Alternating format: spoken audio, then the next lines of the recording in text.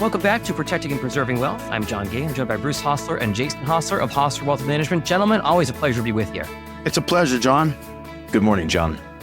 So today we're talking about donor-advised funds, and the timing couldn't be better because we're getting toward the end of 2024, which is, again, kind of mind-blowing to even say out loud. But end of the year is coming up, so this can be a really great tool.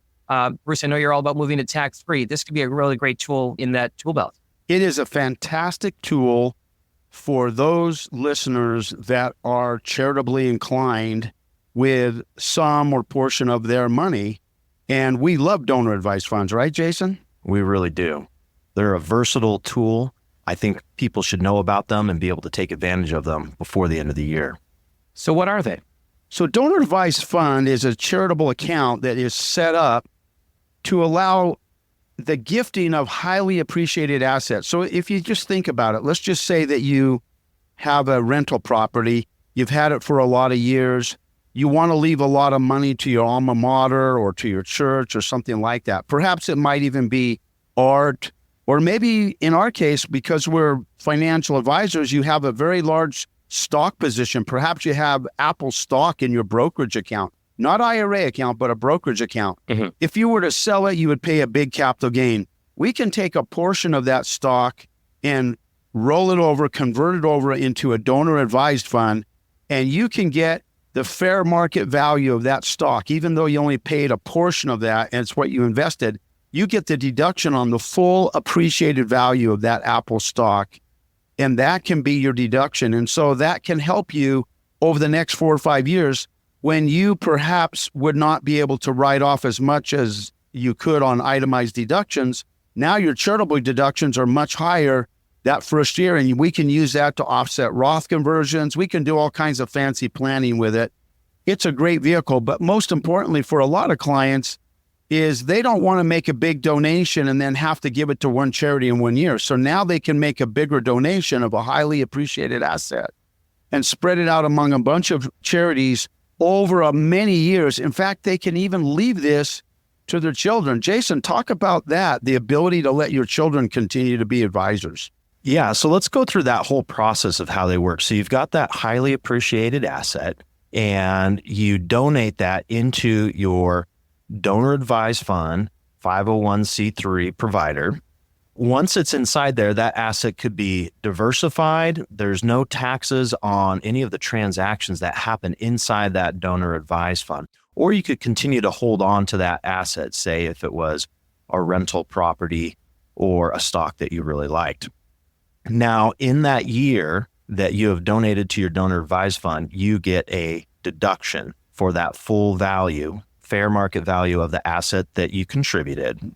From that point, then you are directing the donor advised fund to make distributions to charities of your choice.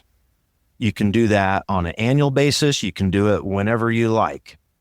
Now, if you want to involve the kids and the family in your charitable giving, if you want to teach them philanthropy, you can involve them. And that donor advised fund can continue, if it has funds in it, after you're gone, and your kids can continue to advise it and make donations from it.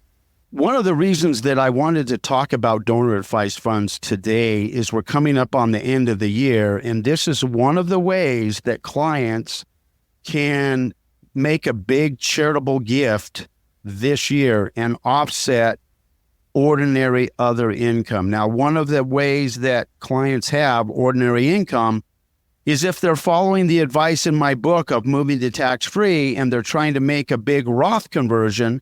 Now their income is higher. So imagine we have this Roth conversion for $200,000-300,000. Our income's higher. We can make a big donor advised fund contribution this year and offset the tax on that Roth conversion. But we're not required to gift to the charities this year. We can gift to them later on.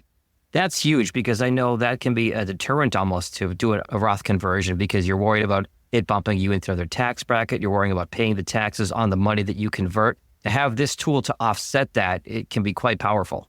Absolutely. It's also a really useful tool in the tax strategy of deduction stacking.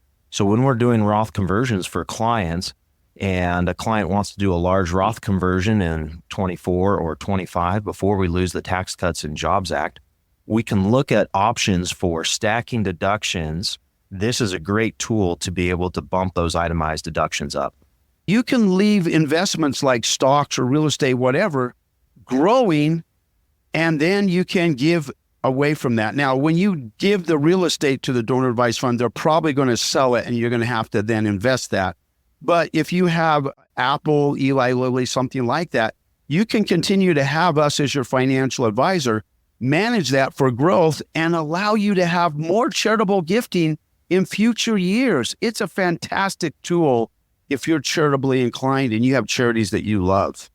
One of the other reasons that we needed to address this right now is regulators in the United States government had proposed regulations that they were going to make it illegal for our clients and listeners to have their financial advisor assist them with a donor advised fund because they were going to remove any compensation from an advisor. So an advisor would not be able to help you set up the account. They could not be compensated, even though it's on a fee basis, to help you grow your donor advised fund. And so clients would be left all on their own to try and manage this and figure it out. Well, it looks like those regulations, the proposed regulations, are being reconsidered, and new regulations are likely to be reworked and be more favorable to be able to have your financial advisor assist you with your full financial plan, including the legacy you want to leave to your children, but the legacy you want to leave to charities as well, and your donor advised funds. Sounds like a common sense here thing where you would want a financial advisor to help you set up a financial related account. And that common sense approach is what motivated most of the pushback on these proposed regulations. And what we're hearing in the industry right now is that they're most likely going to be reworked. One of the times that a lot of people consider when they would want to use a donor advised fund is when they have highly appreciated assets. And there's a lot of them. It could be private company stock, restricted stock, non-publicly traded stock, insurance policies, stock options, real estate, collectibles, trust, intellectual property, commodities, all kinds of things, collectible artwork, vehicles, jewelry, coins, timber, tangible property like that. You out of breath yet, Bruce?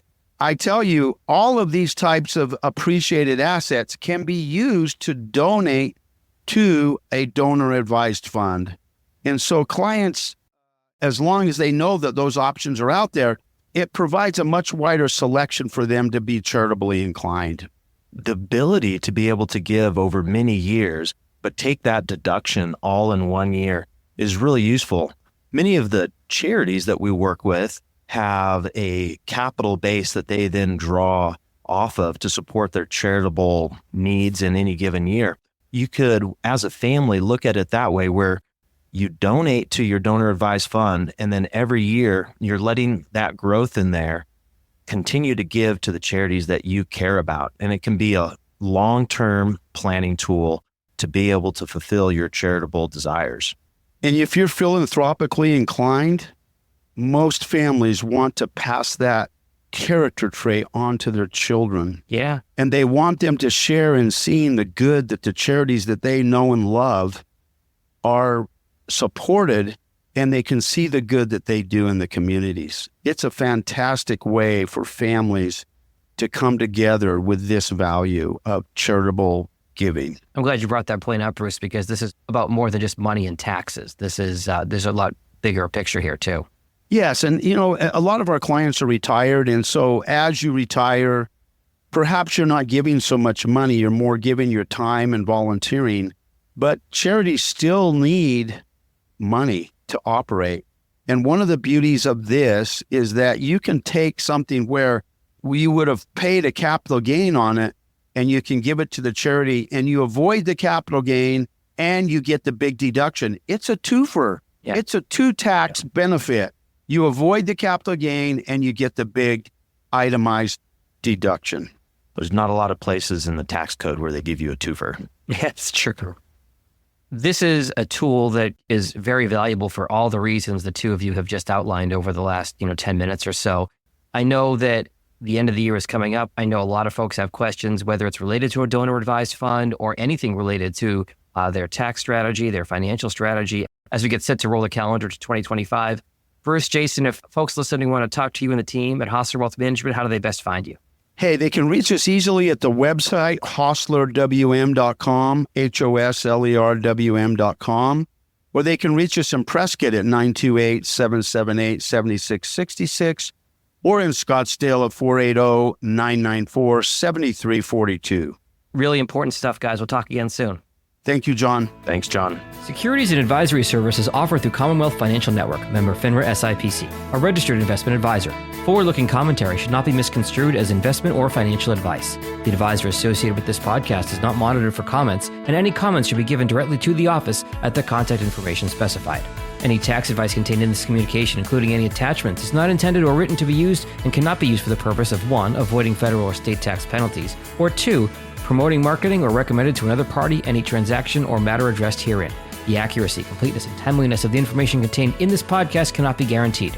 Commonwealth Financial Network does not provide legal or tax advice. You should consult a legal or tax professional regarding your individual situation. Accordingly, Hosler Wealth Management, LLC does not warranty, guarantee, or make any representations or assume any liability with regard to financial results based on the use of the information in this podcast.